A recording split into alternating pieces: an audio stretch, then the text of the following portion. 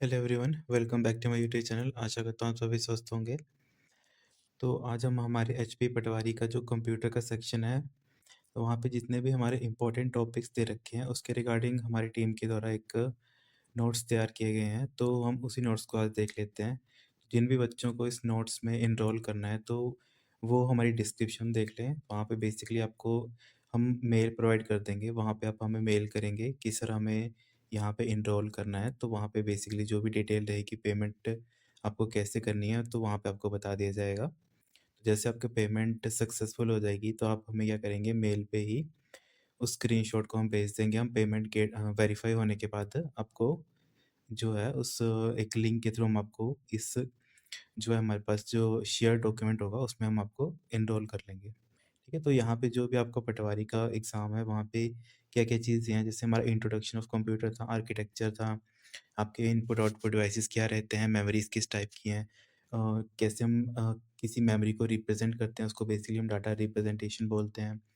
कितने टाइप के हमारे सॉफ्टवेयर होते हैं, ऑपरेटिंग सिस्टम क्या होता है, हमारे पास विंडोज़ क्या होता है, इसके अलावा माइक्रोसॉफ्ट ऑफ़िस, ठीक है? और इसके अलावा जो भी ऑफ़िस के जो डेटाबेस वगैरह होते हैं, ठीक है?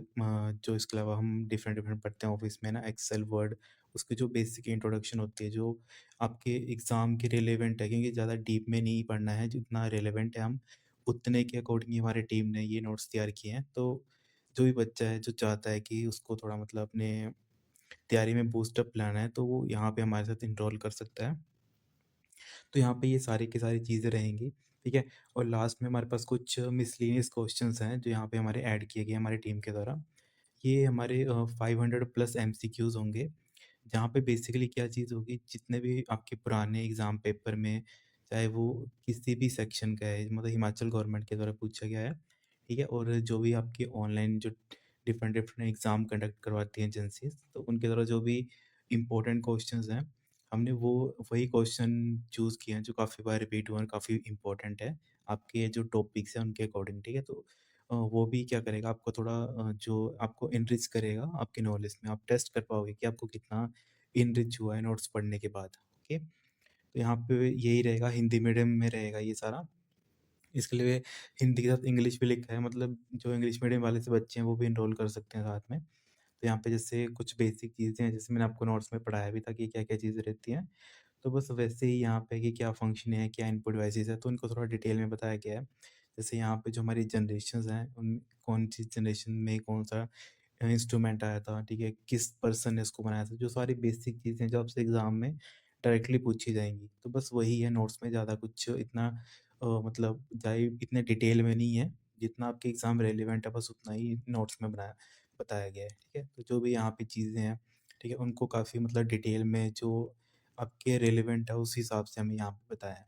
ठीक है, जैसे यहाँ पे आप देख सकते हैं कि जैसे मतलब कुछ लैंग्वेजेस के बारे में पूछा जाता है कि फोर्टन थी, वो लैंग्वेज कब आई थी, इसका डेवलपर कौन था, है ना?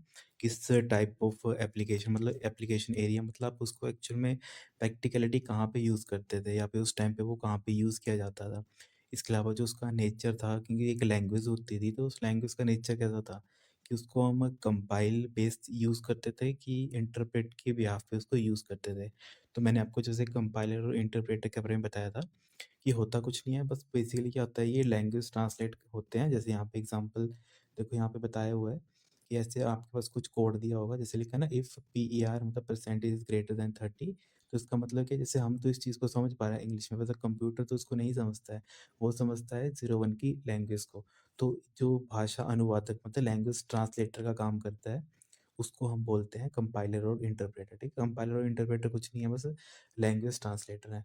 तो बस वही चीज़ यहाँ पे भी एक तरीके से समझाई गई है कि कैसे-कैसे वो सारी चीज़ें चलती हैं। इसके अलावा ऑपरेटिंग सिस्टम वगैरह सब चीज़ें डिटेल में दे रखी हैं यहाँ पे। तो जो भी बच्चे जिनको एनरोल करना है वो यहाँ पे कर सकते हैं। तो यहाँ पे देखो लास्ट में 720 क्वेश्चंस दे रखे हैं एमसीक्यू, जो आप प्रैक्टिस कर सकते हैं। ठीक है? जो भी एग्ज़ाम में पूछे गए हैं, जितने भी हमारे पीछे एग्ज़ाम हुए हैं, उन सभी के जो भी इम्पोर्टेंट क्वेश्चन थे, इसके अलावा जो भी इम्पोर्टेंट और क्वेश्चंस जो अलग-अलग एग्ज़ाम में पूछे गए हैं, वो सारे यहाँ पे इम्पोर्टेंट दे रखे हैं। ठीक है? तो चाहे वो किसी भी मतलब जनरेशन का हो, चाहे वो मतलब फ़ाइल एक्सटेंशन का हो, जैसे अभी रिसेंटली एग्ज़ाम में पूछा गया था कि जो हमारा EXE है इसका जो अर्थ क्या होता है, ठीक है? जैसे यहाँ पे 537 जो क्वेश्चन है, ठीक है? इसको हम एग्जीक्यूटेबल फाइल्स बोलते हैं EXE को। तो ये भी कुछ इम्पोर्टेंट है जो एग्ज़ाम में पूछे जा चुके हैं क्वेश्चन, ठीक है? तो जिन बच्चों को जो एक्स्ट्रा एज चाहिए थोड़ा अपनी प्रिपरेशन में, वो हमारे साथ जुड़ सकते हैं, तो इन नोट्स को वो पढ़ सकते हैं। ठीक है? हाँ, ठीक है students, thank you so much. इसके अलावा जो डिस्क्रिप्शन रहेगी नोट्स को आपको कैसे मतलब पेमेंट के बाद हम आपको कैसे जॉइन करवाएँगे, तो उसके लिए आप डिस्क्रिप्शन में आपको एक मेल दे दी जाएगी, वहाँ पे बेसिकली आप उस मेल पे आप हमें कॉन्टैक्ट कर सकते हैं इसके रिगार्डिंग।